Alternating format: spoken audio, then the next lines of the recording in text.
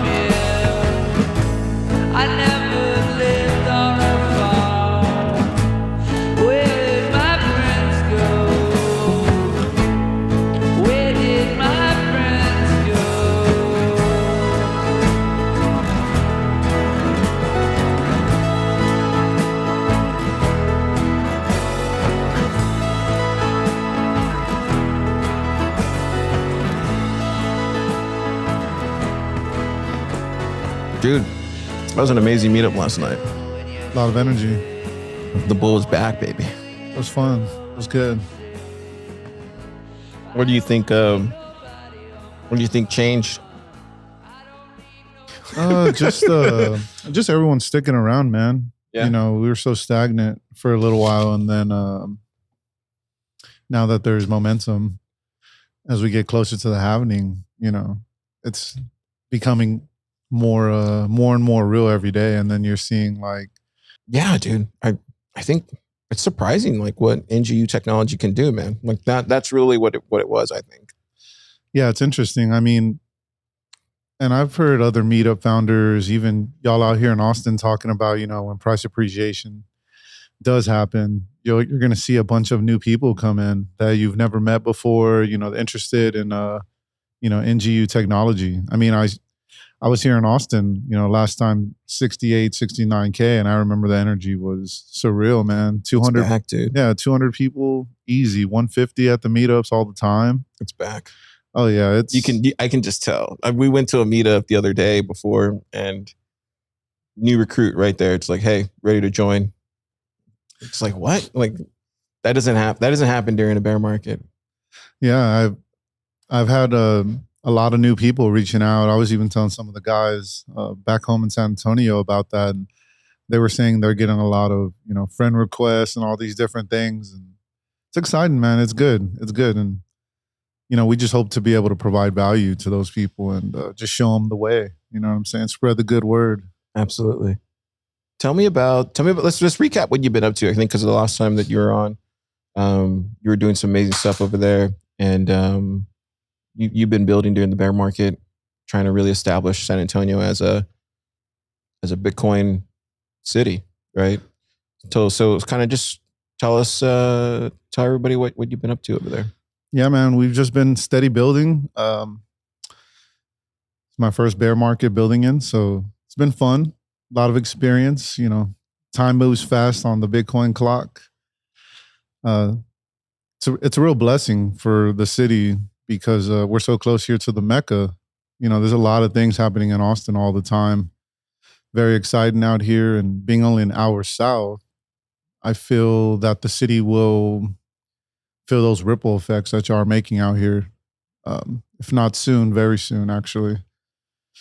And yeah, just since we've been building, man, we're getting ready to launch our office space. So Alamo Labs, I know we talked about it a while back. Wow. So that's happening here in 2024. Very excited. LFG. And another exciting thing was we recently started getting into the major D1 school in San Antonio, which is University of Texas, San Antonio. Go Roadrunners. Yeah. But yeah, we got in with them. So every semester we're setting it up to speak on, you know, what is money? That's the last one we did. And I think from here, we're going to pivot more to what is Bitcoin. Because everyone thinks they know money. So I felt when we spoke, kind of lost some of the kids a little bit, but some of them were very interested because they think they know money. We all think we know money, right? Until you break it down and humble yourself to learning what true value is. Right. So I spoke with this committee out there called First Gen Roadrunner. So it's first gen college students. Nice. Bringing speakers from different areas of expertise and all that. So they invited the club to speak every semester. Wow. So that'll be cool to be able to reach out to the youth, you know. How did they obviously they reached out to you because you kind of, I mean, because you went on the TV, right? Didn't you go on local news? We also went on the news. Yeah, that definitely helped out. Crazy. That's interesting. Yeah, they reached out to us, a major news channel in the city. One of the is it an ABC, NBC affiliate? I want affiliate? to say they're NBC or ABC. Oh, okay. I gotta look back into Interesting. it. Okay. But yeah, Simone reached out to us. She's one of the anchors. Definitely did her research. Wanted to hear what we had to say a little bit. So on the episode, it was me, one of our fellow members, Tom, very knowledgeable guy, and also Lee Bratcher out of Texas Blockchain Summit. Yeah. He was on there, and then the ex-CEO or intern CEO of the Texas Power Grid, ERCOT. Oh wow! So that was cool. Gave us, some notoriety. Now we have an in with the news channel as well. She said she learned a lot. Hopefully here soon when price appreciation happens even more, we can get back on and just talk about what's going on and all this craziness and just educate even more, Yeah, you know what? Right now. Come on. From high-profile bankruptcies to power grid chaos and potentially new federal regulations, the cryptocurrency realm is a tricky place to navigate these days. We are currently inside. Back in 2022, we took you to Riot Platforms just outside of Austin. It's the most power-intensive Bitcoin mine in America. Business was booming. Fast forward to 2023. Has the digital gold rush gone bust? Gabriel and Thomas are members of the San Antonio Bitcoin Club. Money is the focus, but above that, I think, to me, Bitcoin is hope. Everybody's after the fast gains. Everybody wants to get rich quick, but the thing with Bitcoin is that it takes time. Everything takes time if you want to build, true generational wealth. Both say they're investing for the long term. Well, if you look at Bitcoin, what it's doing in the world right now, you have countries adopting it. You have Elon Musk taking it for Teslas. You have businesses using it now as extra revenue. Across the state, Texas has 10 Bitcoin mines. Yeah, dude, that's huge, man. Yeah, it was kind of serendipitous, I guess. I when you think no one's watching, there's always someone watching. Yeah, that's the thing, dude. But everybody's watching. It just no one comments, talks about it. You know, like it's just how spooky all these people in Bitcoin are. They're just like that. You know what I mean? Yeah, it was crazy. Like stuff I've written and little meetup articles I've written and other articles about philosophy and Bitcoin. She went through it all. She was just telling me how it's proof of work, man. That's what you've been doing over there. Oh man. Yeah. And just when you think no one's reading, like I said, she was like talking to me about certain articles I've read that I wrote. She was just saying how me and Tom explained a lot of it to her, that she had never heard anything like that, even talking with these other people. Because we were just being real with her, you know what I'm saying? We weren't, talking up our bags or anything like that. We were just giving her the real deal Holyfield. And she really appreciated it. Even the guy filming, he was a little kind of a little wowed about some of the stuff we were talking about. So it was a good experience, man. So just getting more notoriety out there. Hopefully here in 2024, we can, once we establish the office, we'll be able to get into some of the cybersecurity establishments out there. Yeah, last night, you can tell in that room, they're all excited. And dude, they really look up to you, man. Like, I don't know if you want to hear that, stay humble, but like in that, you could tell everybody in that room has a lot of respect for you and what you've done and what you built over there, because you literally created it from absolute nothing. Like in San Antonio is like a really hard city to do. I mean, this, it's really hard city to do Bitcoin adoption, and really hard. It's like the hardest thing you can do. And the fact that everybody recognizes that, myself included, and just so proud of you, man. It's pretty incredible, dude. It's a tough city, man. You It's a know, really hard city. building out there. I look at things that have came out of San Antonio, and not much has came out. San Antonio Spurs, San Antonio Spurs. That's Eva Longoria. Eva Longoria. That's sure. it. There's a couple. Robert Rodriguez. Oh, was he really? He came out of San Antonio. I didn't know that. That's awesome. Who else? There's not a big list. You have to really dig deep. San Antonio Bitcoin Club. San Antonio Bitcoin Club are on the rise. But yeah, it's a tough city. I mean, I've talked with my friends, you know, we've all grown up from there. Yeah.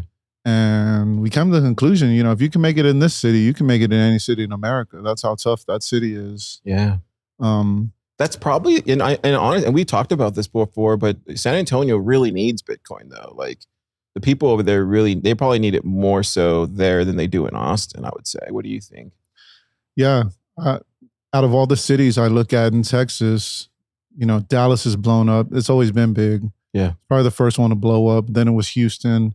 Now we're seeing Austin on this trajectory that's nuts. These last, 3-4 years? Yeah. So naturally, it's just going to bleed down to San Antonio. I mean, cost of living's cheap down there. Yeah, you're selling my guys on moving down to San Antonio. I mean, it's not a far drive from the Mecca. When the way you pitched it too was like, you know what? He kind of has a point. Like, actually moving to like North San Antonio is not a bad spot. Beer's cheaper. You know, food's cheaper. Food's better. Yeah, and like I when you had me, you had me so you had the rest of the guys so sold on it that I started thinking, I was like, wait, I could get a house like north of San Antonio. And then it was only like a hour drive. So yeah, hour and a half. It's not a bad spot to get and then you're down there in San Antonio.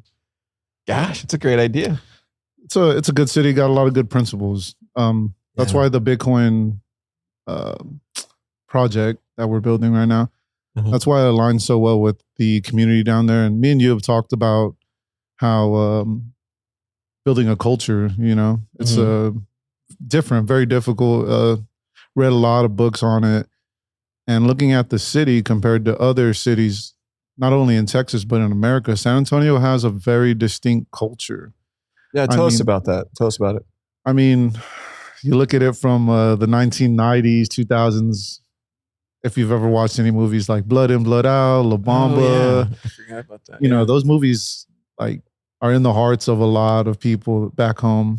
And the biggest one, how can I forget? I didn't name her earlier, R.I.P. Selena. She's from Corpus, bro. She is from Corpus, but she made her name in San Antonio. Did I ever tell you I met her when I was a kid? You did. Yeah, I was like 7 years old. And I literally thought she was a princess. Legend. It was me and my younger brother.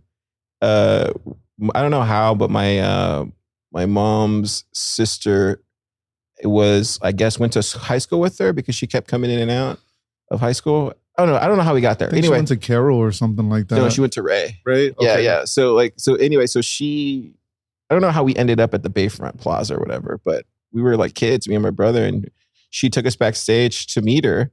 And I remember thinking she was just like a princess. I was like, who is this sparkly lady?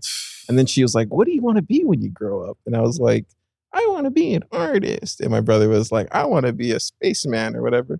And she's like, you can be whatever you want. I was like, dang. Met a legend. You didn't even know it back then. I didn't know it. See, and like the thing about the culture in San Antonio is, you know, she's been gone for what, like 20 something? 7? It's been a while. Years, like 30 years almost. Yeah. People still talk about it. Still talk about it. She's still a big thing down there. Her art, all her music. I still go to quinceañeras and family events. They play her music still? Oh, man. Once they throw it on, people are just jamming out, man. That's crazy. So us being a city like that of culture, what's cool about the Bitcoin thing is what we're building, since it aligns so much with all that. Yeah. It can carry on for generations as far as just like the Selena thing. Yeah. Especially once people realize like what it can do for them and how, and throwing your time and your energy in that will give you back time so you don't have to work. You can spend time with your loved ones. You can do what you actually really want to do in life instead of running in the rat race your whole life. Yeah. So that's very powerful with that. And then how you were saying earlier about, you know, the guys really look up to me. I've gotten a lot of praise as we've been going on. And I give it back to the guys because I tell them if, a lot of it is them showing up as well, because if not, I'd be the crazy guy at the bar, the crazy Bitcoiner at the bar all by himself, just trying to talk about Bitcoin. But it's very humbling, it kind of just came to me, and I just want to protect it and do the best I can just to make sure the message gets out. Being here in Austin before I started all this, everyone here set this Bitcoin standard for me to be able to latch onto and take back home. Right. And use it as an example and show everyone else, this is the way. And I give a lot, to y'all guys here at Pleb Lab, ABC, BitDevs. Everyone out here is very humble, no BS kind of guys. Yeah. And yeah, man, it's just been a humbling, growing experience. My family, I remember at first they thought I was crazy for doing all this. Oh, they're so happy. Dude, your mom's tamales, bro?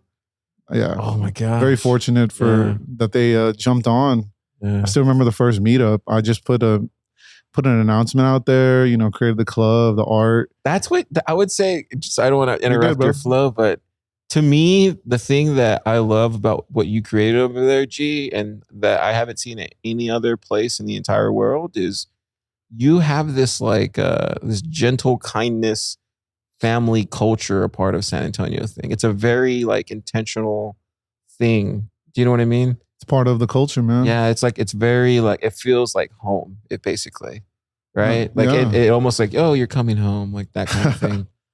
Yeah. Shoot, last night, one of the guys, they drove up from Laredo. He was doing a job out there. Oh, really? Wow. He was like, dude, as soon as 3 o'clock hit, I told everyone, hey, man, we got to wrap it up. I got something to do. Drove all the way from Laredo. What's that, 7, 4, 3 hours? What is that? 7, right? It's like 2.5. Oh, from Laredo? Yeah. Oh, wow. So he went from Laredo to...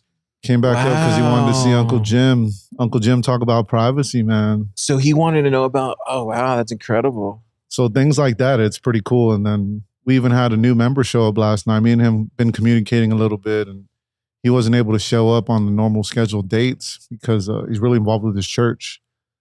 And since we moved the date, he was able to show up, was able to meet him face to face. Yeah. New guy wanted to get involved, about to retire from his fiat job, wants to do something in Bitcoin. So I told him just how you've told me, Gary Leland told me, everybody, Francis, Puyol, all the Bull Bitcoin guys, Gustavo, just keep showing up and then you'll see something and you can contribute. I'm actually writing a new blog about that, calling it One Body, One Bitcoin, and talks about, showing up and contributing and how every member of all these clubs is like a body part. Tell me more about that. That's such an interesting way of putting it. Just like the body, man. The body's composed of many different individual parts, but they all have to come together for the body to function correctly. The knee has a function. Every limb has a function. Your fingers, your nose, your ears, your eyes, they all contribute. And the body can't be an eye because then it wouldn't be a body. It would just be an eye. It wouldn't be able to hear, smell, travel, do anything. Yeah. So it just goes to show you how every person involved is a big part of this body that we're building. I look at the body out here in Austin, so diverse, so many different trades. And I remember one guy stood up at ABC and he talked about how this community out here, he has so much faith in it. If, the world were to go to shit, that he feels totally comfortable with every individual in this room because, we have doctors, we have farmers, there's engineers, there's mechanics, there's nurses, all these different traits to be able to contribute to this community, to look after one another. It's all crazy because it's all due to Bitcoin. There's so much trust in the community and the Bitcoin community in general. I haven't seen it anywhere else. And it was cool because I would tell my parents about it so much. And then at the meetups, when they started seeing people roll in and, a lot of the guys who've been showing up since day one, my parents are like, they love how giving everyone is and how real everyone is. It's almost like they almost lost faith in, the good of humanity. And then they see it and it's like, oh, wow, like this is different. Yeah. I used to tell them, yeah, I can go anywhere in America right now and reach out to Bitcoiners. And if I need a spot to crash, they'll let me crash. And they're like, They're telling me about. Isn't it's that a not good safe. feeling? Oh man, it's amazing. It's something that drew me in along with, Bitcoin's characteristics. Yeah. Bitcoin, you don't change Bitcoin. Bitcoin changes you. And that's what's been really inspiring on this journey of doing all this. My family, all my friends, they see the change.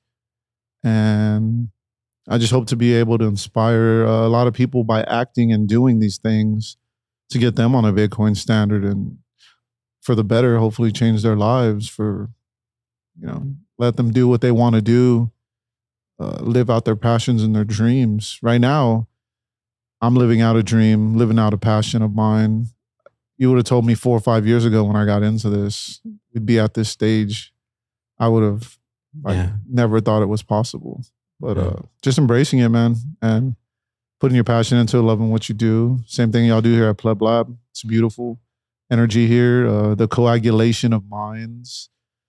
It's how do I say it? It's intoxicating. Yeah, it can be. Yeah, it's a good time, dude. You're so inspiring to hear you say all these things because I'm just I tell you this all the time. I'm just so impressed with what you've been able to create in San Antonio, and like you literally created it from absolutely nothing. Like literally, I'm literally talking about like nothing, dude. And it's incredible to see how far you've come. It took a lot of time. I'm sure you put a lot of your own stack into it, and your family has helped in tremendous ways and giving ways, and everybody here in Austin wants you to be really successful in San Antonio. Like, and it's crazy to see how much it's actually grown there. Oh man, it's just giving back to Bitcoin in general.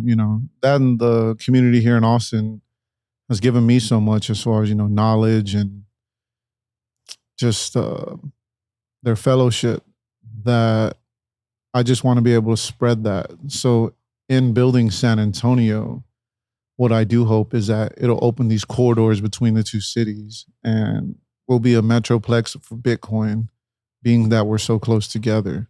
How do you see, because when I think of San Antonio, like you're not in the valley. San Antonio is not in the valley. Just so for people that, let me just kind of explain this real quick. Just so for people that are listening, Texas is kind of broken up, in these kind of ways where you have like the Gulf Coast, which would be like Houston, Corpus. Then you have like Austin, which is central Texas area. Then you have north. You go north, you have Dallas, and you go far west. It feels like a different country. Like West Texas, yeah, baby, it's a totally different country. And then you have like West Texas. Then you have like El Paso, and then you have the Valley, which is like everything after San Antonio. You know what I mean? So how would you? Oh yeah, we still didn't even talk about. Would you consider Laredo in the Valley? I guess so, right? Yeah. Consider them. So how would you? What do you think it's going to take for us to get penetration to West Texas, or if it's already there, or what do you think it's going to take for us to get penetration to like South Texas, like basically everything under San Antonio? Like, how do we get penetration there? Just doing what we've been doing and continue to do innovation here in Central Texas. The cool thing about San Antonio is how you said we're not in the valley, but we are south of Central Texas. So we're like the apex between, well, now since Austin's a tech hub, we're an apex between, Southern Valley rural living. Yeah. And big tech. Good. That's a good point. Yeah. You got to get through San Antonio to go to Austin. So, whoa. Somebody dropped something. So, we're at this interesting apex where, we get a little mix of tech, we get a little mix of, rural valley living. Yeah. We have a bunch of oil refineries out there, so the oil life is a big deal down there. Farm life is still a big deal. It's an interesting city. We got like I said, a mix of everything. And then now, getting more into the city, we're actually a cybersecurity hub, so it gives us a lot of room to play with as far as the innovation side goes. But do you think it's a possibility where you can bridge that gap from the Valley to San Antonio, or do you think it's going to be possible to get other, because it's a grassroots movement, It truly is. Do you think it's going to be possible to get some Bitcoiners to start something up in the Valley? Or have they already? I don't even know. Yeah. There's actually a guy running Bitcoin meetups in Brownsville. I've seen. Are they actual Bitcoiners, or are they like? It's what they say online. Okay. I haven't reached out and really talked with them too much, but I do know something like that exists. Next time I go down there, actually, I want to reach out and attend a meetup and just see how they're doing things, exchange ideas, see what's working for them down there, give them ideas about what's working for us in San Antonio. And hopefully, get more intertwined with what they're doing to work together. Same thing, how y'all are helping San Antonio get everything going. We just want to extend the gifts, as Justin from Alabama once told me. you gotta give the game away. The game's supposed to be given for free, and I truly believe in that. And nothing inspires me more than speaking with other founders of meetups and other people that want to create change in their community. That's inspiring to me, dude. Yeah. Like every time I see it, there's always a certain type of individual that does it. It's always a selfless, kind-hearted, usually has a good stack individual that does that. Help. But do you know what I mean? It's and they're usually, they're Christian. They're usually Christian. Yeah, a lot of believers in the space. Yeah. Talking about the stack, going back to that. So I hear a lot of people talk about, I'll never spend my stack, and I respect that. Hodlers, there is a place for them in Bitcoin, right? It's what the community relies on, because unlike all these shit coins that just dump their bags on newbies, what's cool about Bitcoin is you have people that believe in this so much that they're lifetime hodlers, and I respect it. But I got to a point where I realized I had to spend some of my stack to build what we're doing in San Antonio. And I have no problem with it, man. It's like Bitcoin's given me so much. Mm-hmm. I'm going to use some of my bag to build infrastructure here in San Antonio. And in doing that, you're only adding more value back into Bitcoin by onboarding new users, showing that this thing is real, and showing that you mean business. It's just giving back to Bitcoin, essentially. And I've had no problem doing that. So as far as, also paying people in Bitcoin. Yeah. Just supporting the circular economy and just showing everyone how it is possible to live off Bitcoin, to use it as a savings mechanism. Because, we use money like that already. A lot of people saving dollars, they spend dollars. It's essentially the same thing with Bitcoin, except it's a hard money and it appreciates instead of dies over time. Yeah. I was actually revealing that to my stepdad the other day because he's seen his stack go crazy, right, recently. All of our stacks have gone crazy recently. And I was just pointing out to him, you see how last week you could buy a certain amount of stuff with your Bitcoin and the price is increasing, you can buy even more stuff now. I said, you see how backwards it is from the dollars where last week, you could buy a certain amount of eggs. This week, it's even less amount of eggs. Right. And I was just explaining to him that's how value is supposed to grow value's supposed to do that over time. Everything's supposed to get cheaper if you put your wealth, your time, your energy into something that appreciates. Right. And right now, the dollar's just not it, man. Dollar is just not it. I saw a meme the other day. It was like $1 equals, and then I think somebody put like nothing, and then it was like 1 Bitcoin equals, and it had like all these things that you could get with 1 Bitcoin now. But isn't that's if you really think about it, like nothing costs $1 anymore.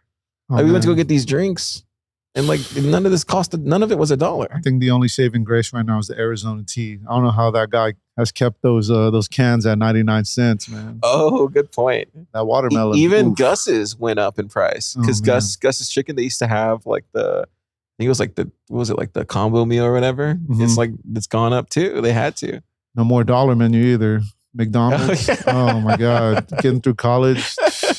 $5 to get you a long way. Man, I even went and bought a pizza the other day from Little Caesars, $5 hot and ready. Oh, do they still have the $5 hot and Dude, ready? that thing is like $7-8 now. Oh, there's not a $5 hot and ready. Oh man, I bought some for the meetup the other day and I was just like, all right, 5 pizzas, $25. Like, not bad. It was like $50. I was like, God damn. I told some of the members about it. They're like, oh yeah, it was only $5. I'm like, no, it went up, man. I was surprised by the outcome. That's awesome. Yeah, and the thing about Bitcoin is it applies Austrian economics. So you learn how to spend, how to save, teaches you how to handle money the correct way. And the thing about building generational wealth and accumulating wealth is, these people know how to save. It's about how much money you can save. It's not how much you can spend, right? Where society has us thinking, nice shoes, jewelry, nice car, nice house. But like my boy Tyler Durden says, we live in a society where we work jobs we don't like to buy things we don't need. Oh man, that movie just revelation. Recently rewatched it like last year. Oh yeah, totally different movie. Yeah, it's oh my God. My favorite line was the one where we are your. What did they when they all like capture him and they're like, we are everywhere. We are everywhere. Don't fuck with us. Oh yeah, that's scary. I mean, good thing a lot of us do this for the right reasons. For sure. Yeah. Yeah, it's been a fun ride so far, man. And what did you? Okay, yeah. Let's talk about, because I want to go back to some learnings, because a lot of people look up to you, not only here in Texas, but not only in San Antonio, but they look up to you. You were just talking to our friend Justin on Zone Meetup over there.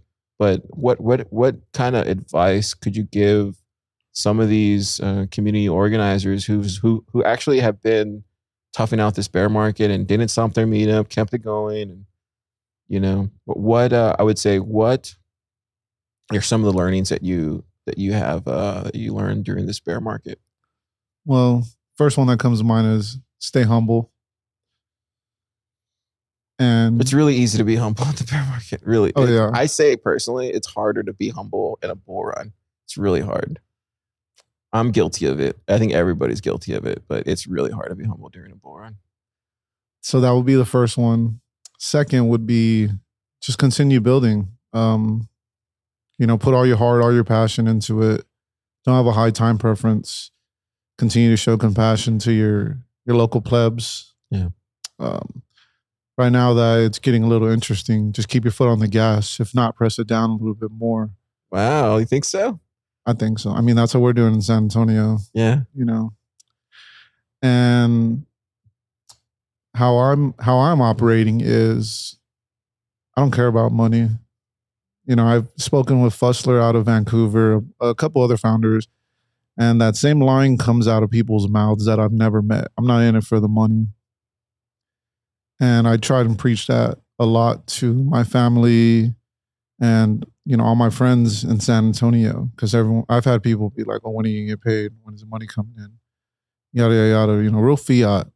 Yeah. And I'm at this point now in my life where I've given up becoming rich, right? I just want to do what I can and take care of myself. Sovereign individual, if you may say. Yeah, but tell me more. I mean, I'm more in it just honestly to build something that's going to last through time. I was telling you the other day about how what it feels like we're building in San Antonio, you can't put a price on it. Yeah. Legacy, you can't put a price on. And a lot of the plebs back home, they definitely feel that message. And the more we're on this path, they see the vision. Like I've had a couple of them, as they've been more exposed and starting to get more active in the club, they're like, all this stuff you talk about, I'm starting to see the vision. I'm like, you see it? You see it now? And they're like, yeah, I'm starting to see what you were talking about and this vision that you see for the city and all that. And it just helps them get even more involved and more committed to, the cause and giving the message out and just saving people, man, saving them from the rug pull, getting people out of their current situations and just educating, man. It all comes from a place of love. Right. Gosh, dude. You got me touched right now. It gets deep, man. It gets deep. Yeah, I mean, when I started out, a lot of it was for those reasons as well. I think, doing this for a while now, I've I don't know. I'm trying to figure out the way to say this. I care more. I think because it's like, yeah, let me say, let me really get my thoughts together. But this bear market was tough for me personally. It was tough. It was really tough. It's tough for everyone. And building through that, I had learned a lot of valuable lessons. I'm definitely not the same person I was, I would say a month ago or even 2 months ago. And I feel like every month, every week, every day, I'm just changing, and my biggest worry is like, how do I maintain that heart and that gratefulness, that spark that I had in 2021. How do I make sure that's there? And I think for me, going to church like keeps me there. Like it keeps that spark going and gets me in the right mindset of like what this is really about. And I personally just want everyone around me to be successful. And to me, it's really important for Austin to be on a Bitcoin standard. And then after that, Texas, and then the world. And whatever it's going to do to make sure those two things happen, then I'm willing to do it. And I think that's the kind of mindset that I got coming out of this bear cycle compared to the last one. I like how you said a lot of that. One, you mentioned faith. So studying and reading a lot of books on like very successful people. One of my favorite authors is Napoleon Hill, talks a lot about success. Faith is a very big part of that. Because we move on, I need to see it before I believe it. But building all the stuff y'all are doing out here in Austin, what we're doing in San Antonio, it's never been done before or built. So we have to rely on faith as we move. Another thing is that you mentioned was you just want to make everyone around you successful. And it's kind of giving me goosebumps hearing you say that, because in one of these books I've read, it talks about, so one, you have to have a goal, right? Mm-hmm. And when you understand your purpose, you have to have a goal and you have to have a purpose. In knowing both of these things, it gives you this path to that goal, to your purpose. Or the purpose a lot creates this path for you with faith to get to this goal. And there's going to be ups and downs. There's going to be distractions. But if you remain selfless, faithful, meaning you have a connection with the higher power, then and you do what you're supposed to do and taking steps towards this goal, you'll find out things just kind of fall into place. And it's, the Lord works in mysterious ways. Oh yeah. Stuff we can never even, comprehend. And I'm at this stage in my life where certain things have happened and everyone's like shocked and amazed. Sometimes I'm like, I'm really not too shocked and amazed now because I'm doing what I'm supposed to do. I have faith, I have purpose, and I have a goal. So when things happen and people are like, oh man, that was awesome. About the UTSA thing, the guys were hyped up. And, my reply is, like Obi-Wan Kenobi says, I don't believe in luck. So I'm at this point in my life where I don't believe in luck. If it's supposed to happen, it's supposed to happen. And such a great way to think about it. Yeah, man. Yeah. And like for my purpose, it's crazy, like I said earlier, to hear you say you want to make everyone successful. That's one question I'd love to ask a lot of people. What's your purpose? I was recently in a group and this lady we were talking with, I told her that. I was like, there's a room probably like 20, 30 people. And before the meeting, we were talking and I told her, you should ask people in the room what their purpose is. And she kind of thought about it. And I told her right there on the spot, what my purpose is? And she's like, what? I want to make everybody around me great. If I can make everybody around me great, then they'll go off and do great and amazing things. Yeah. And somebody's going to be like, wow, how did you get to this point in life? Like, you're amazing at what you do. Then they'll be able to turn back around and say, well, I'm amazing because this guy made me great. So I'm not calling myself great now. Others are calling me great, which makes me great in general. And I remember she went all around the room, and I told her before, I go, you got to tell them two things. They can't say purpose is to make money. My purpose is my kids.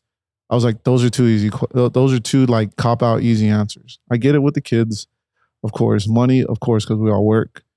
But it's like, what are you here for? And a lot of people can't answer that question in general.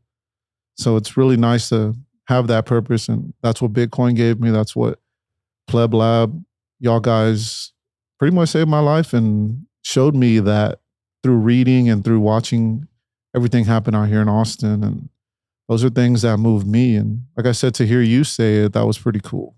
Yeah, because we don't talk about that. I don't think we've ever talked about that, No, right? I don't think so. Yeah. But that's funny how we're both thinking the same thing. And it falls into running a meetup. But I think it goes back to faith, G. I mean, yeah, I faith think it is goes a back big to part of it. Like for me, like I think everybody knows I'm Christian, and that plays a big role in my life. And like I have a habit every morning of like talking to God. Like I literally will sit there and pray for like 5 minutes, and I'll talk to him. I'll tell him all my problems and my worries, just anything and everything. And whenever I get moments of like, of anything, I just close my eyes, do a quick prayer and ask him to come in my heart and expand it and just clear it out. And I've been doing that the past 3 years, I guess, at this point now. Mm-hmm. But lately I've been more of a really cognizant of the of like these moments of distress or these moments of fear or whatever. And as soon as that enters my mind or anything like that, I close my eyes and pray just for a second because I need to clear that out. It's like, it's the bad thing that I don't need to have in my mind. So I just ask him to come in. And then usually within like 3 minutes, I stop thinking about those things. There's a lot of power in prayer, man. And my stepdad, who's been on this journey with me, Legend. he Dude, he definitely he's so stacks. cool, man, dude. He's so cool. Yeah, he'll tell me things. He'll share truth with me a lot because he's really a big man of faith. And he always tells me, I can see this. He would tell me in the beginning, I could see this thing really blowing up here in San Antonio. But you gotta ask God to put his hand on it. And he would always tell me, you'll be amazed by how big it'll get. Wow. And they've been around for the ride, so my parents love it. They see it. I know a lot of members and a lot of people that show up love the fact that my family supports in this adventure. So It's a beautiful thing, man. Yeah, it's very humbling. It's awesome to be able to do something and they just be proud of me. I mean, they were always proud of me, but to actually like have a proof of work and be building something that they can see and be a part of, it's very humbling. I take it very seriously, and I want to do it correctly. How you were talking about any messages I can give to any founders there in America or anywhere around the world. I would say how we were saying, just make everyone great around you. Give a stage to every pleb that shows up to your meeting.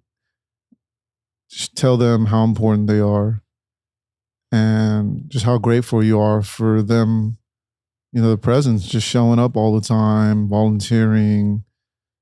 And you'll be surprised what some people will do, man. A lot of blessings have been coming recently from new plebs, old plebs.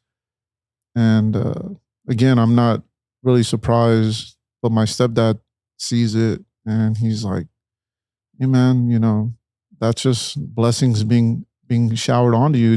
Don't, how do you say this? Don't like reject them, Yeah. accept them. They want to bless you in any way. Let them, don't reject their blessings. So I'm just like, that's good advice, man. yeah, it's cool, man. It's fun. I still know there's a lot of work to be done.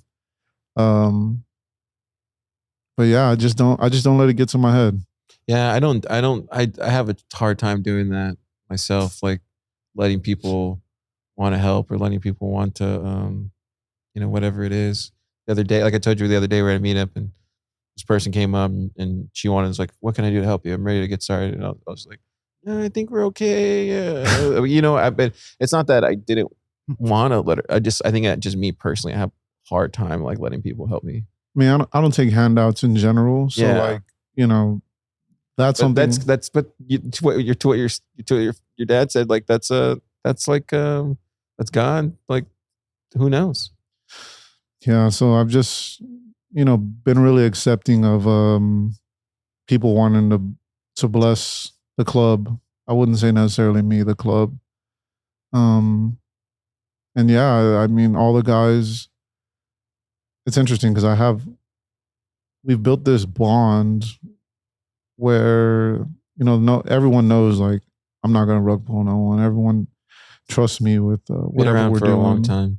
Yeah, everyone knows me. They know my family. We see each other at least 2-3 times a month. Always sharing, always in fellowship.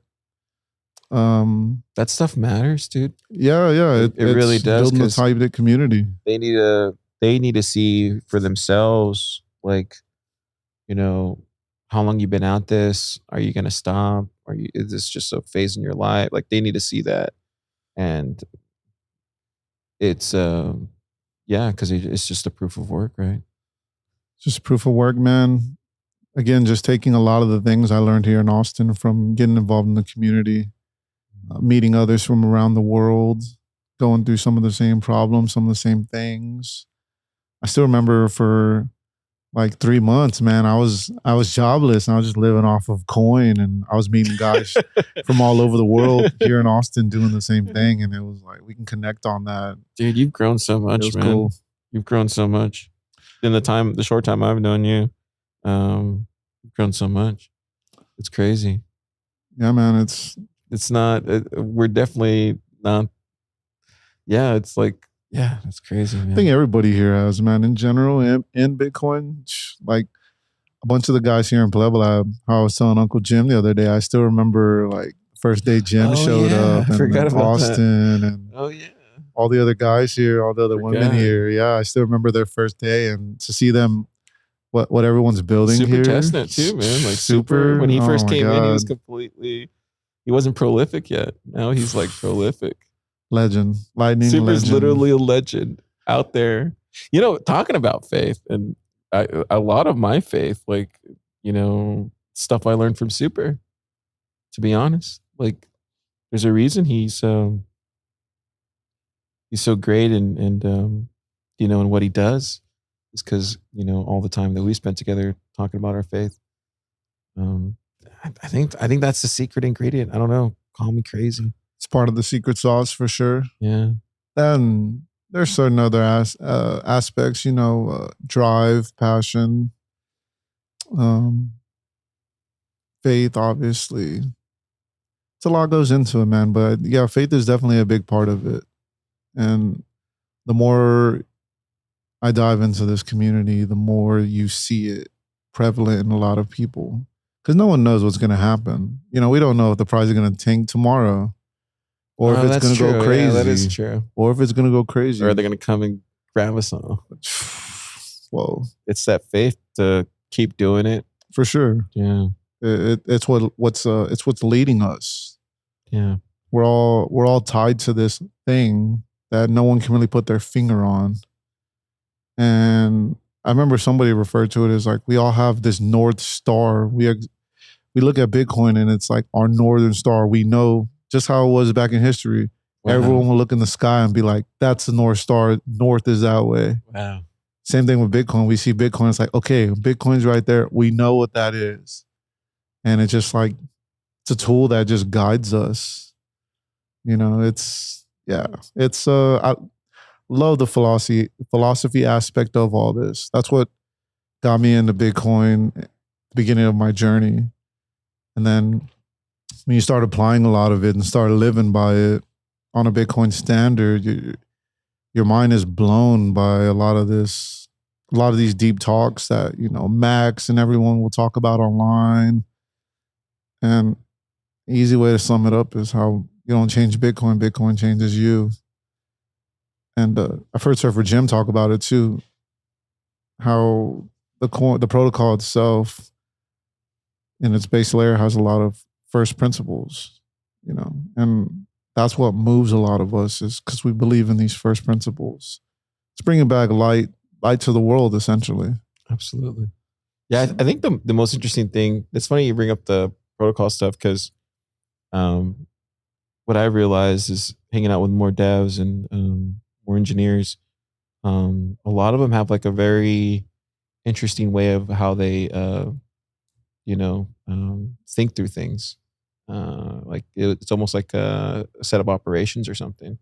And it's fascinating to see how that their minds are able to kind of impact via, I guess what I'm trying to say, it's interesting how they're able to put their fingerprint on all this technology that's getting built, but still influence the rest of the community that way. Does that make sense? Am I making sense? I feel like I'm not, but I mean, they speak through code, essentially, is what you're saying. Yeah. That's what I'm trying to say. Yeah, like a big one that comes to mind with that is the lighting channel splicing.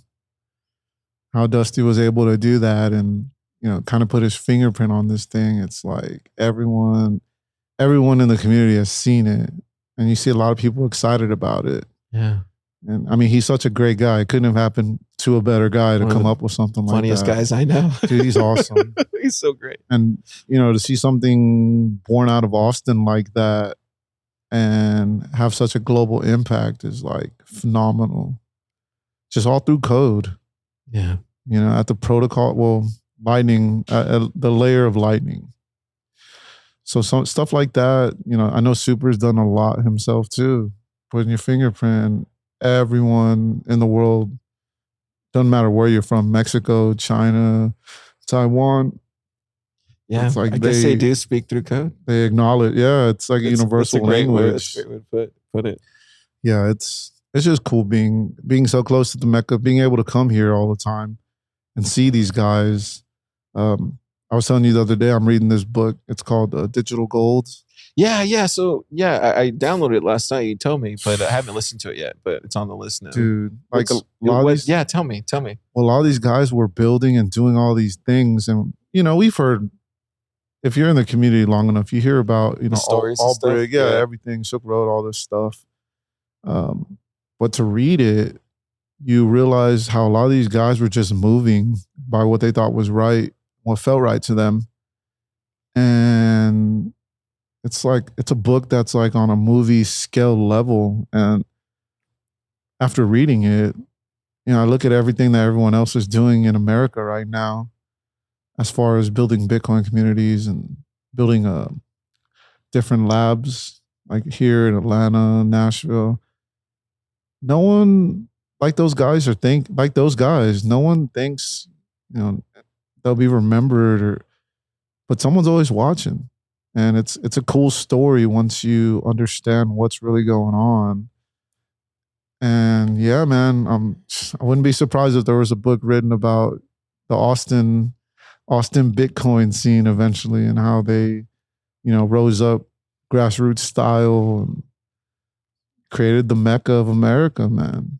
It's been fascinating to watch. And I would definitely read that book. Yeah, I'm gonna check it out. It sounds really interesting.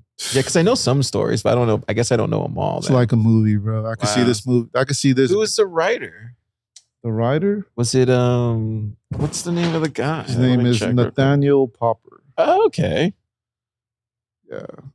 Okay. Great read though. Great read. And it just inspires me of everything that's going on right now and seeing all the activity. I mean, I remember guys coming into Austin and doing like documentaries and stuff. You know what I'm saying? Yeah, I forgot about that. Whatever happened to that documentary? I have no idea. I thought it would have released. His name was Rob, I think, right? I don't remember. I just remember them showing up. I think it was Rob. I think his name was Rob. Okay. Yeah, I remember being in that movie. Like a lot of people were, and then it just never got released. Could be a multi-year development. Oh, You so you're never saying know. that he's just like he's building like a Could be. Oh, interesting. Could be, and it could show the Dude, chronological I'm not dude when years. because I think he was. That's funny you bring that up. Were you in it too? You were in it too, I right? was probably in a snippet here and there. Yeah. So it's funny now. You got me thinking about this. Like, yeah, because I was in 21. Yeah. He came here during the bull market. Oh yeah. If I So remember so correctly. if he comes in, yeah. So that means like, what if he, dude? I'm not even the same guy anymore. I Like think I'm not, anybody is. right? Mm-mm. I wouldn't even recognize that person if I saw him today. Who knows? Maybe it'll be released once we get to 1 million. I'm not gonna watch it. I'm not gonna watch it. I can't watch myself like that, dude. This is why I do podcasts. I like talking on the mic and having a conversation and learning from people, and that's what I like doing. It's more real. Yeah, You know. like for me, this is me, like my therapy, I guess you could say, as far as like how does Carr relax and chill. It's like listen to music and like talking to people. I was telling who was I telling the other day? Oh yeah, Jose. I was telling Okay. Jose was like, Carr, how do you, I see you moving around all this stuff. How do you get your energy? Blah, blah. I was like, dude, I'm like Mario in Sunshine. I just grab everybody's light. That's all I'm doing. I go to you. You're inspiring me right now. I grab some of that light. I go to somebody else. And just over and over and over. And then I fill myself up with all this light and I keep going. Like, that's how I do it. Then you go and do. That's what I like about coming out here to Austin. I've heard it from other sources around the world, other founders, about hanging out with Bitcoiners just recharges this battery that we all have. Mm-hmm. And it's awesome because, like you said, it allows me to take some of that light. And then the whole point of the San Antonio Bitcoin Club was I wanted to bring that energy to the city I grew up in to meet other people like me dude. from the You same have. upbringing. You have. And yeah, they see it. A lot of people thank me for it and all that. And I mean, I'll be humble about it. And just, yeah, I don't really have much to say about it, man, because I'm not doing it out of selfishness. Yeah. It's like a good analogy here. So when you tell people about Bitcoin, a lot of people are quick to like dismiss it and they bring up a lot of like disinformation, if you will, right? A cool analogy I heard about it, well, it was talking about knowing God, how a lot of people won't want to listen if you're trying to talk about your faith, right? A lot of people don't want to talk about that. Same thing ties in with Bitcoin. It's like an apple. I'm eating this apple. I happen to buy an apple. That was funny. That was actually very, but it's like an apple. And it's like me telling you, you should try this apple. This apple's delicious. And this other person over here is like, why are you going to eat that apple? That's disgusting. But it's like, how are you going to tell me this apple doesn't taste good if you haven't even had a taste of this apple? If you did have a taste of this apple, you would know what I'm talking about. But you don't know what it tastes like. So yeah, that I feel the same. When I heard that, it was actually in church. Yeah. That automatically made a correlation to Bitcoin. I was like, Jesus Christ. No pun intended. Yeah. But yeah, it's the same way. You know, I try to tell people about Bitcoin and a lot of people are quick to say, oh no, it's a scam, all this stuff. But they haven't put skin in the game. They haven't read anything. They haven't listened to anything. They're just watching TikTok videos and influencers talk about trading, getting in and out. I think people have to start somewhere, you know. Of course. Like, and to your point, how you I said used that. to be into crypto and stuff in 2017. Oh God, we were all Remember there. that? Like, yes, we were all there. But luckily we found Bitcoin. Luckily there are people, you know, that were championing the real reasons why we're doing it. That's why it's so important, like what you're doing and spreading that message about the light and faith and community, like what you're doing there, that sends a message to everybody that, hey man, like there's a better path. And you're spreading that message over there. You're inspiring, you're going to inspire the next builders, dude. Especially, like everywhere. People are going to listen to this and go do what you're telling them to do. Like, that's what's going to happen, G. And because it's the right message. To touch back on, people don't want to hear it and all this stuff. How you're saying it took us a while. Talking with my stepdad, we get into talks like this all the time, and he was talking about how you got to show them grace because he goes, look how long it took you to get where you're at in this way of thinking. Yeah. It was a good reminder. Yeah. Like, just show them grace. Yeah. Everyone has their own time, and we all have different seasons that we go through in life. And some people it's going to take longer to get to this stage that we're all at as Bitcoiners than what took us. I don't even think we're that far along to like, I'm really, when I think of like Club Lab and what we're doing in Austin, I think we're still so early. I think we have a long road ahead, a really long road ahead. Now just speaking of Club Lab, I would say like Club Lab in general, we have a long road ahead because it's going to be really tough. It's just tough to run a Bitcoin company. It just, one of the hardest things I've ever done. Like, it's not easy. And it doesn't, and the interesting thing, like the more you read about this kind of stuff, you start realizing that it's just harder problems to solve. That's all it is. So you have to get used to solving these really hard problems inside your Bitcoin business. And that to me is going to be, I think for me, that's why faith is so important, because not only do I rely on it, it's the guiding light for telling me how to break through some of these challenges. And when I ask for advice, he tells me exactly what to do. And there's been multiple moments where, me and Teresa are thinking through things, and I was like, let's just pray on it, and then we'll talk about it tomorrow or the next day.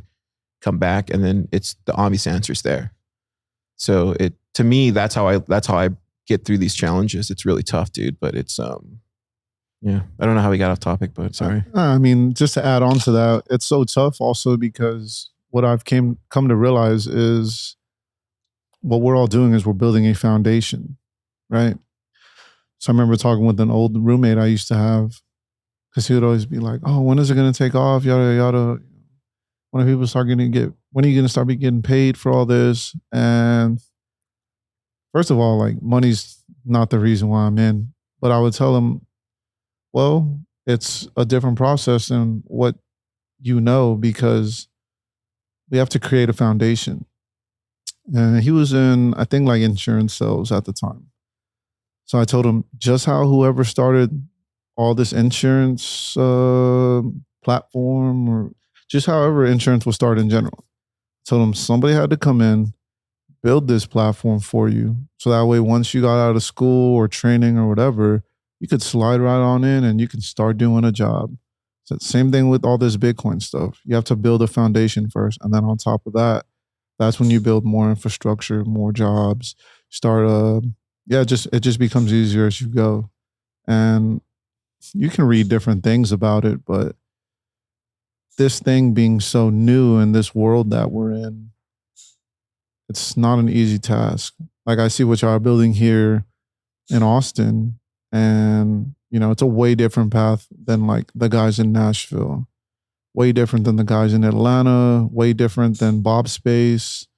Everyone has a different path. There's no set playbook. No, there really isn't. It's trying to fit what you're trying to build and into whatever city or whatever thing you're trying to do. So it's really tough. But it's amazing to see how there's so many different paths, and to hear and see the successes of all these individuals and all these groups of people that are doing these amazing things without coordination as well, just essentially building off of each other, without Pleb Lab. There might not be a Bitcoin Park. There might not be a Bob Space. There might not be an Atlanta, builder space. I forgot what the name of it that they're called. BitLab. There might not be a BitLab. And, who knows? They probably grew out of watching stuff y'all did, and y'all have grown from watching stuff they did. It's iron sharpening iron again. Just because there's no set path, you're gonna take what you're gonna take the good things y'all like and apply it and see if it works. And if not, all right, cool. Yeah. That didn't work. Let's keep going back to the drawing board. I would even say the same thing for like a company like Unchained. Oh man. Like if it wasn't for Unchained, there probably wouldn't be any Bitcoin community here. Like, let's be honest about this. Mhm. It probably would have, I mean, it probably still would have happened, but maybe it would have happened in a different way. Like it would have, maybe it would have been a little bit more, I don't know. It probably just wouldn't have happened the same way. That's why I think like when you hear that call, this goes back to faith. When you hear that call, when you hear that voice that's telling you, you know, to get up and create for your community. Like when you hear that call, it's crucial that you answer it. But if you're not ready, then you're not ready, and you don't feel it, then don't do it.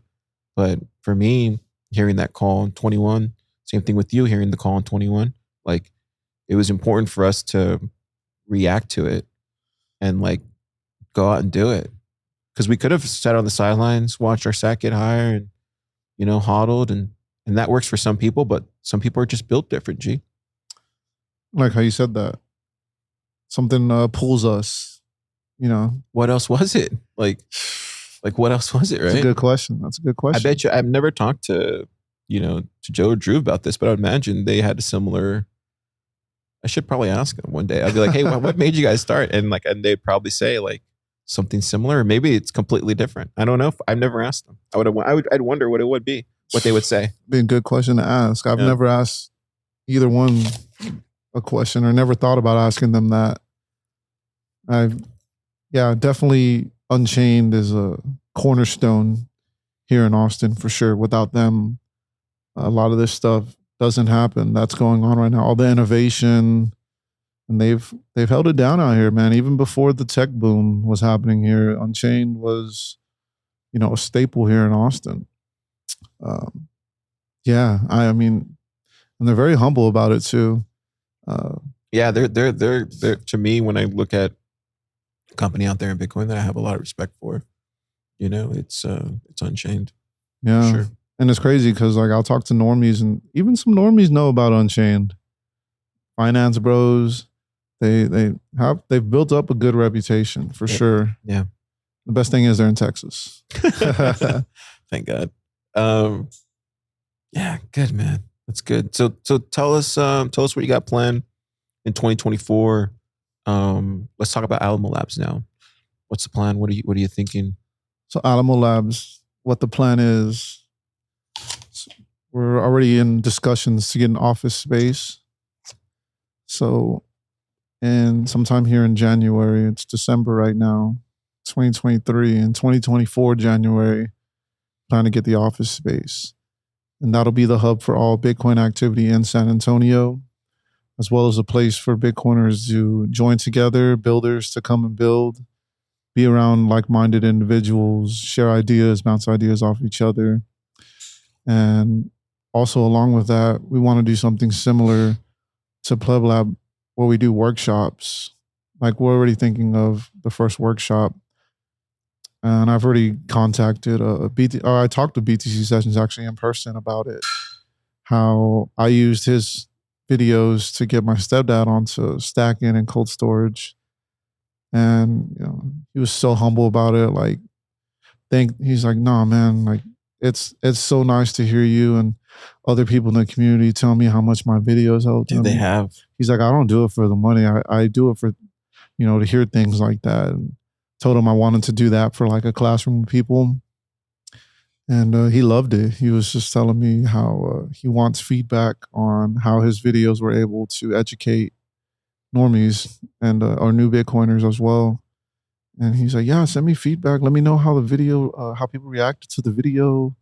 If it went real well, if it went smooth, that way I can, you know, start adjusting some of the things I say and do. So I think, you know, a good introductory will be getting people hot wallets and then showing them the advantages of cold storage and explaining, you know, why it's good to have, security measures. And yeah, so that'll be one workshop, well, the first one of many. And from that, I run Alamo Bitcoin, so similar to Thriller Bitcoin. I like to write stories about philosophy. So in there, we'll have the studio set up where Nice. Let's go. me and my partner, Who will? Will. Shout out Nice. Will. Shout out Will. We'll be, I'm talking to him about ideas since we're going to be in the office Monday through Friday. Thinking once a week we can do a show where we just chat like this, just about different things going on in the space, give our takes on a lot of stuff, update on things we're doing there in San Antonio, hopefully get some guest speakers on, and just have fun, man. Just have fun with it. Gosh, dude, I can't wait, man. Yeah, we're very excited. wait. A lot of the people back home are very excited. And in doing all this, a goal of mine is to, since we have a physical space, will be to get into these cybersecurity academies because we have a lot down there. Some of them are multi-million-dollar establishments. But having a physical place of residence will give us some legitimacy, and because a lot of people back home still think it's just an investment. Like the devs. Oh, you mean the Bitcoin? Yeah. Okay. So the devs, a lot of the instructors, a lot of the technical people I talk with, they see it just as an investment. But then I'll tell them some stuff like, oh, well, you can build on top of it, and we'll talk about bit escrow a little bit, and I'll tell them about some of the stuff that's being built here in Austin, and their minds are like blown. That's why that's important to have. We talk about this all the time. That's why it's important to have a hub in every major city in the world. I don't think we get to hyper Bitcoinization until every major city in the world has a Bitcoin hub. Personally, I don't think we get there. And you're starting to see a lot of these builders are starting to really take to that message. It was crazy because you called it out like a long time ago. I want to say about a year and a half ago. You were well, saying it was this. painfully obvious. Yeah, it was painfully obvious. Like it's you can like you have to have one or two things. You have to have like an unchained capital, and you have to have a hub, and you have to have like a place for events, and you have to have the developers. But all that starts with like a place, though. And here it was Unchained Capital. That was the place. It was a Bit Devs. And then after that came Austin Bitcoin Club. And then after that came Club Lab. And then after that came Austin Bitcoin Design Club. And then all these companies started coming in here, all the developers, all the builders. But it starts with one person, one company saying, hey, we'll go ahead and do it because no one else wants to do it. And then they hear the call and they do it. And that's what you're doing right now in San Antonio. You heard the call. Now you're doing it. And we don't have a Bitcoin company down there that I know of in San Antonio, and you're going to be the first one. Yeah, no, it's pretty cool. I had one friend, so we did a meetup a while back, and I remember somebody was like, "Oh, maybe one day you'll see like a Bitcoin CEO." And one of my friends was a normie friend. He was like, "Dude, I heard that guy saying that," and I look at you, it's like, you already got one right here. What are you talking about? I just brushed it off, but I thought it was funny how, like, to hear that from a normie and be like, what are you talking about? We're waiting to see that. Like, it's already happening. But yeah, it's just, it's very humbling, very grateful for the opportunities. I don't take it lightly. Like I said, I just want to pour my heart into it. Yeah. It's an enormous responsibility. It is. Enormous responsibility. Especially doing it in a place that doesn't have any any Bitcoin. You have a harder path ahead of you, man. Ooh. And you've already started moving the needle over there, which is great. Yeah. But you have a lot harder path, So but that's why I always talk to you and like check in on you because I care, because I know how hard it's gonna be for you. Oh yeah. Nothing in life is worth it unless it ain't tough, right? Yeah. And to go back to what you were saying, the reason why I think a lot of these Bitcoin labs and workplaces, I really think they'll work in other cities, other states, is because it's a disruptor. If you think back, it's like Uber. Still remember when Uber first came out, everyone was like, what is this? It was a disruptor. It threw in something way different from the normal taxi, right? Same thing with Airbnb, disruptor. This thing is a disruptor. So anywhere that you apply it, it's going to cause disruption in any community because we're all essentially brainwashed into thinking one way. We're coerced into thinking the world is what it is. But you throw something with Austrian economics in the mix and a hardness, because it's a hard money, it just flips the narrative and everyone's like kind of in awe just watching things be built with this tool. You know what I'm saying? So, and I've told my family that too, with certainty. I'm like, this thing will work here. It's a disruptor. It's way different from what this city's used to. And I think that's going to apply to everyone. I mean, y'all have done it out here in Austin already. Nashville is already doing it. Atlanta, the Redding Bitcoin Center out there in Cali, Bob Space. Everybody, it's a disruptor in any community. That's such a great way. I've never thought of it that way. Like I literally have never thought of it that way. That's interesting that you explained it that way. I never thought of it like that. Look at Uber and Airbnb now. I don't know about Airbnb anymore, but they're still there for sure. Yeah. But Uber's like still a really big thing. Yeah. Everywhere. That's interesting. Yeah. I had to go and think about that for a little bit. Because it's kind of mind blowing. That's pretty cool. That is kind of mind blowing. You know what would be cool if you wrote an article about it? And like almost like visually, I'm sure you could see this too, because I see it in my head right now. It's like showing why, I would love to hear disruption. I would love to read what you write about that. I think there's a good analogy there that's worth fleshing out, I think. Could definitely do that. Yeah. For sure. It's been something I've just kind of noticed as people in different communities have been building how disruptive things aren't always bad, right? Tell me why it's important for community leaders, people that are starting their own labs or whatever. Why is it important that they write, G? Show proof of work and show that you actually know what you're talking about. That's what I gained from that news anchor reading a lot of the stuff that I've been writing about. It gives you legitimacy into, your opinions, your knowledge. It shows, instead of repeating a lot of stuff that other speakers in Bitcoin, I guess.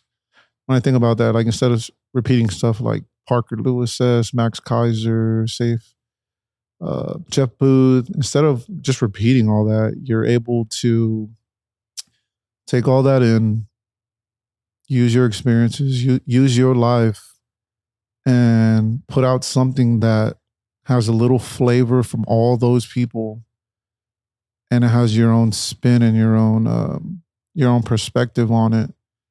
And once you do that, man, it's a game changer. And again, you never know who's going to be reading, who's going to be watching. But yeah, it adds to your value as a builder in general. It shows that it's not just some average Joe that's doing this. You've taken the time, you've done your research, you've been a sponge to the game, right? That's what I can say about writing. And also, it's nice therapy just to put some stuff on paper, get to word it correctly, especially if you flesh it out and then someone asks you about it, you're able to put it in a context a lot better because you've written about it. So you've put great detail into it. Now your mind can wrap around these concepts even more. You know what I'm saying? Yeah. No, that's a good way to put it. And it also helps. I've always been a good writer. So yeah. Yeah. I mean, growing up, I was good. And then my 20s, I was just partying and doing whatever, knocking off a lot. And then to get back to it, it's nice. It's nice. Yeah.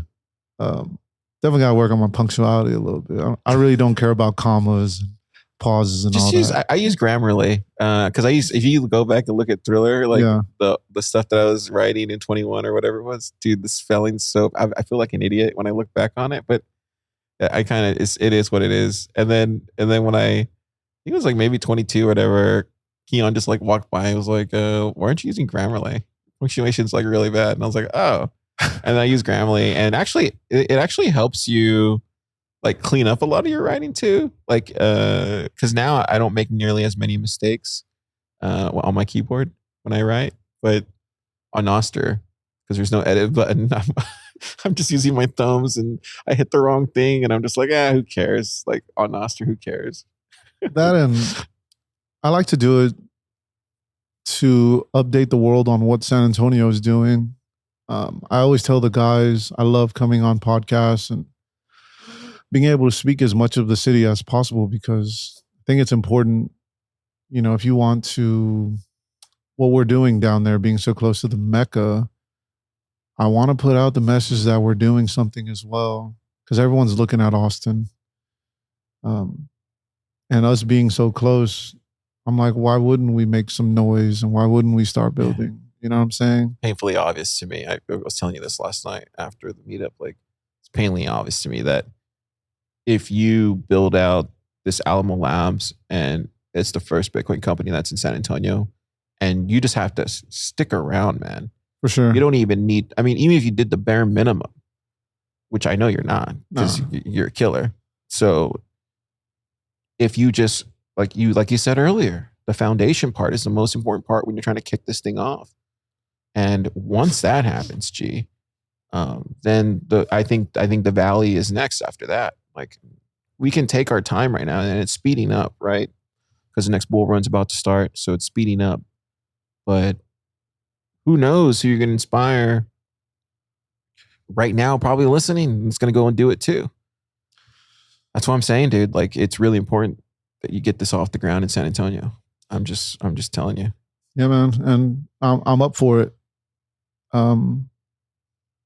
What was really inspiring was being able to see ABC turn into what it was, or from what it was to what it is now. It's evolved so much.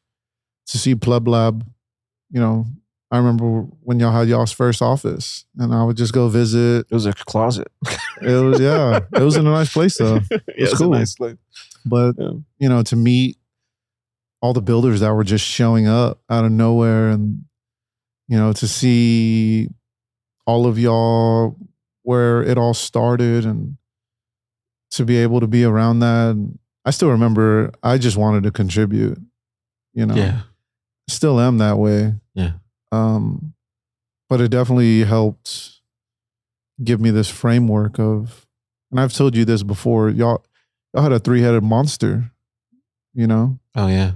And me taking on this call, I had to combine, what y'all have in Pleb Lab into one mind and go out and execute and apply. And the execution part, to me, it's not hard. Because I came into this just doing that, executing, just moving.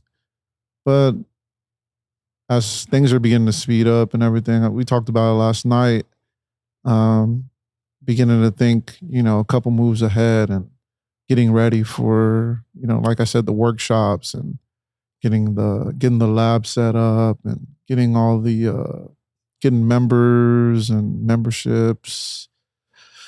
It comes fast, but if you truly enjoy it, I really don't see, there's some stress in it, but it's enjoyable.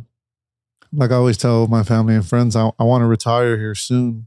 And they look at me crazy, like, what? And I say, well, I don't mean retire in that sense, what you're thinking. I say, I want to retire from doing jobs I don't like.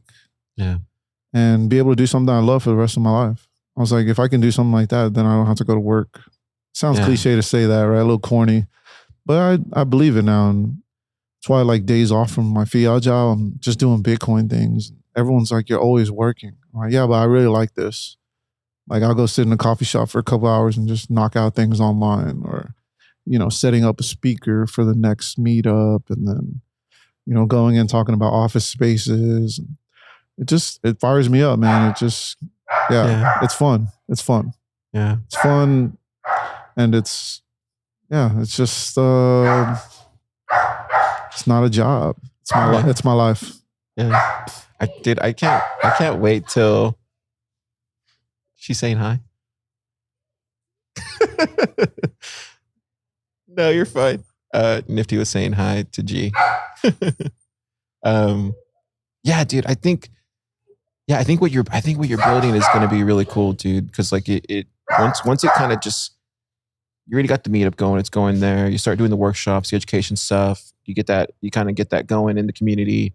People take notice. Next thing you know, we get the Spurs. Taking Bitcoin. We definitely have the international players to use it already. So yeah, and then after that's like we'll talk more about it afterwards. But I think the big play here in San Antonio is build Alamo Labs, get it going, then start focusing on, if you really want to do the culture thing, get into the NBA, bro. I think the Spurs would, because they partnered with HEB, man. Yeah. Like, come on. You're telling me they're not going to listen to somebody in their backyard? And people are more, I don't know that organization too well. I had a friend that like worked at the San Antonio Spurs, but not in touch with her anymore.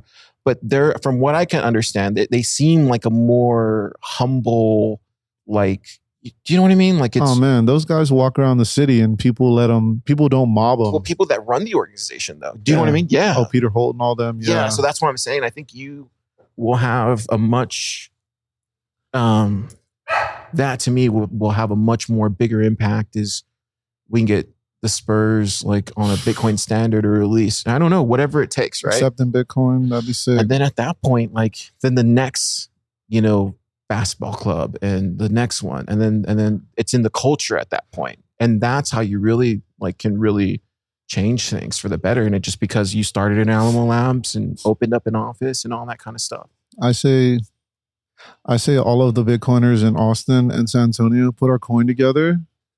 Let's buy out the Spurs, like pizza. I turn it into like a Bedford. I think where I'm at these days is, to me, it's more about because over time, I mean, if you believe in this kind of thesis of hyper Bitcoinization, over time it's just gonna naturally occur anyway.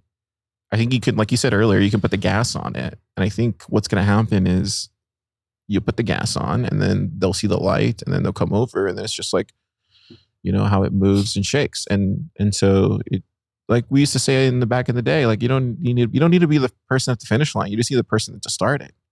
Right? That's it. And you'll start it. And then the next one will come, and the next one will come, and the next one will come. And then before you know it, you see your entire city's orange. And you're like, how did that happen? And it was just because it just took one person to start it. Do you know what I mean? Oh, that's how I look at how I look at it. And I've always looked at it that way. Like I don't have to, to do anything other than what we were talking about earlier, making sure everybody around me has everything they need. If I can help them, let me help them. If I can, I just wanted them to achieve their goals, and then that's all that matters. And then they're going to go take that, and they're going to go do their thing, and they're going to help people achieve their goals around them. And, and this I think that's just the way. And I think you're going to do it. I think you're going to do it. How you're saying all this, I think about like if Joe and the guys who started Unchained think like that. I know. I want to ask them. Well, yeah, I bet they did. They went from starting this company. I think they actually had a company. Well, they started this Bitcoin company. But I think it was on the tech side. I think. Well, they started this year, and then now to see merchants taking Bitcoin in the city. Oh yeah, it's true. You know what I'm saying? Like, I bet you they were never thinking about that stuff. Well, because they were. I'm sure they probably were. Maybe, but they were. It all like started with them forming this cornerstone. Yeah. Then now, I can go buy some beer with Bitcoin here in Austin. Yeah. Or I can go buy some pizza. Yeah. And yeah, it's actually really nice. I'm gonna, next time I see him, I'm gonna ask him. It's just every time I see him when I go to the Commons, it's always like they're either coming out and I'm going in, and it's like I'm passing them by, and I never get a chance to like sit there and like talk to them. Because I don't want to stop them from going home, Oh man, they've been in the office all day. You think they want to hang out there? Yeah, you know what I'm saying? Another hour or two after work hours. So, but yeah, no, it's beautiful. It's beautiful to see them do that though, and I suspect that's what it is. What we're talking about for sure. Yeah. How's that apple, by the way? It's really good. Cool. You ready to go to ABC? Excited. Yeah. Do the year roundup. Get to see everybody. Energy's high right now. Energy's really high right now. Oh man. Nothing like being around Bitcoiners when NGU happens as well. again, people will be like, "Oh, who cares about the price?" But like, it's not. It's just, yeah, it's nice.